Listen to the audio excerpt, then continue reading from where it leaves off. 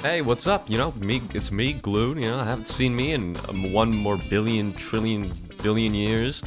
You know, what have I been up to? Just, you know, got a new ULTRAKILL Cybergrind PB. You know, haven't been playing this game because it destroys my wrists, and I've just been really busy. Haven't had the time to really sit down and try out the new weapon, but hey, I finally did.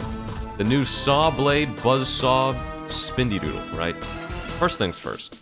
I'm gonna say Buzzsaw Launcher like half the time because it just sounds cooler. I don't know why they didn't call it the Buzzsaw Launcher.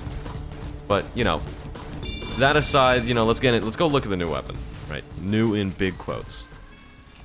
So, some general stats about the Sawblade Launcher is that it's advertised as a crowd control-oriented version of the nail gun, and in gameplay it holds up true. It does overall less DPS than the nail gun, but it has like an innate pierce that allows it to really deal with a large amount of enemies. As for its damage, it's 0.75 for the silver saws, 0.6 for the regular ones, and up to 3 damage for the overheat saw. Each saw blade has a lifespan about 15 seconds, and of course the overheat saw burns targets like most overheat weapons do.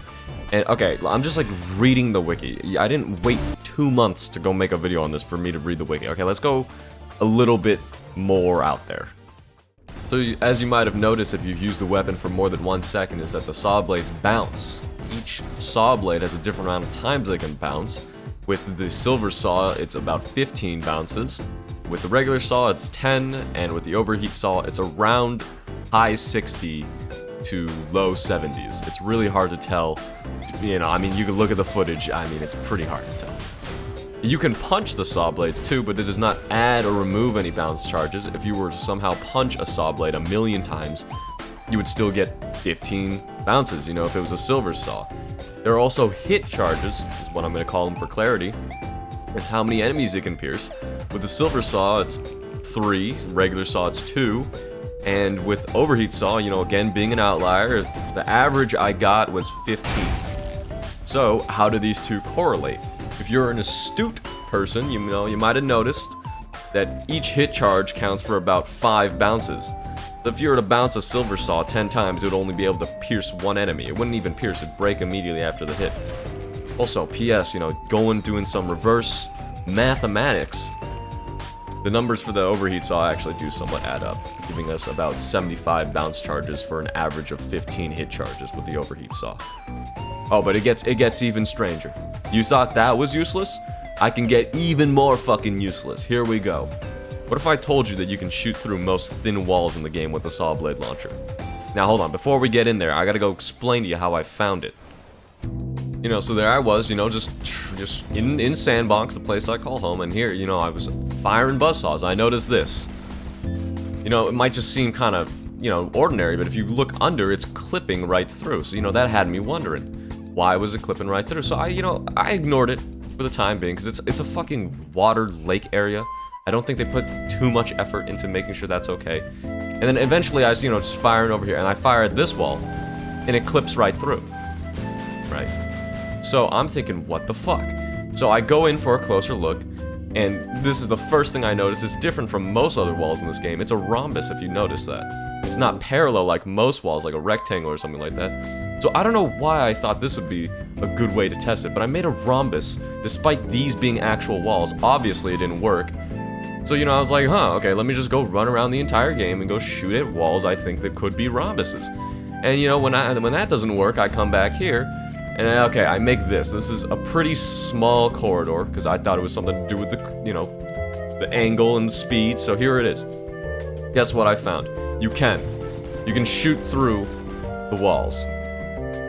So, let's say that you found a wall. Perfect. We're going to call that adjacent wall X. You're going to want to position yourself perpendicular to that adjacent side, forming an opposite side we will aptly name Y. That's right, baby. We're triangulating. Your line of sight will act as a hypotenuse named Z, and the goal is to make Y as small as possible while making Z as long as possible. Basically, close to the wall, looking as far as possible. This will give you the largest dead zone, and that's the general gist of it, except for all the, you know, small nuances that make it a lot harder. I'm sorry. Okay. We're gonna assign the angle between the adjacent and opposite side as A. If it's a right angle, like most walls in the game, you can clip through, you're good. However, As A becomes increasingly obtuse, the dead zone will get smaller and more specific until eventually making it impossible.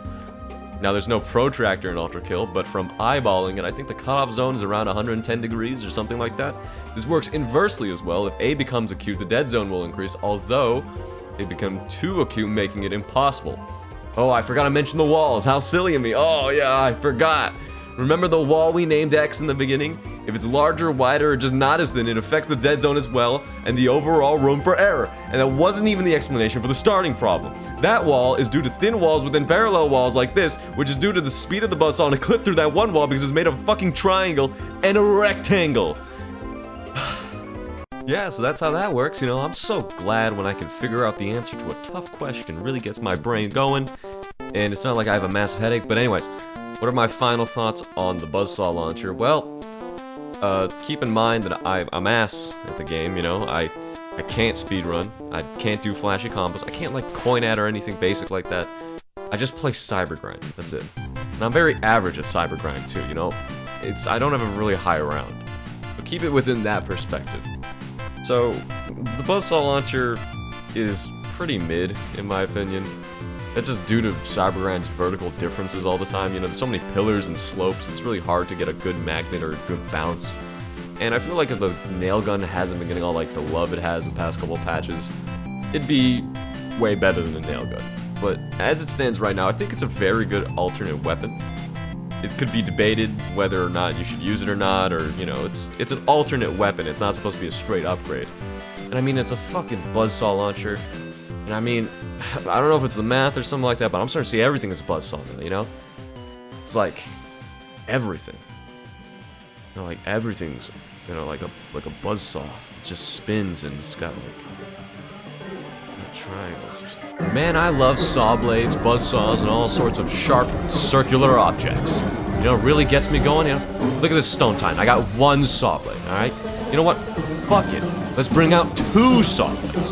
You know, man, do I love saw blades. You know, just throw out a couple more saw blades out there, you know? Just in case something goes wrong. Man, do I love saw blades. You know, that's how a buzzsaw sounds like, baby. I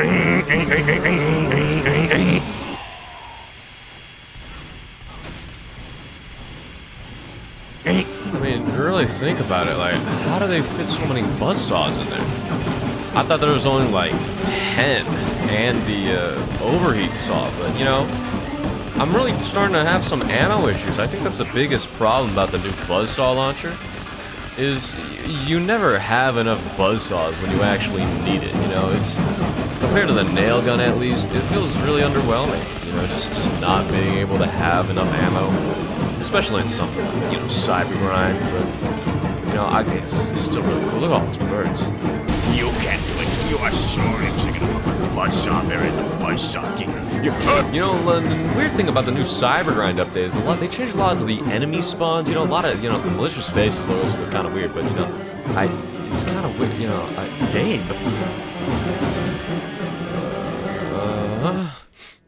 Oh, okay. Oh shit, my bad. Sorry, I'm really tired.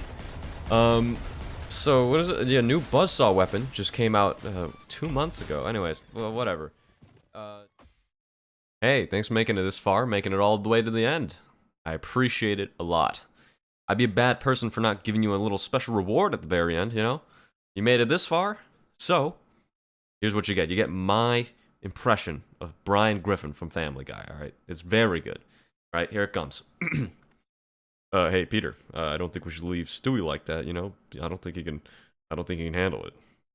You didn't even know who the fuck was talking. If you searched up the voice actor, it could have been me. It could have been me.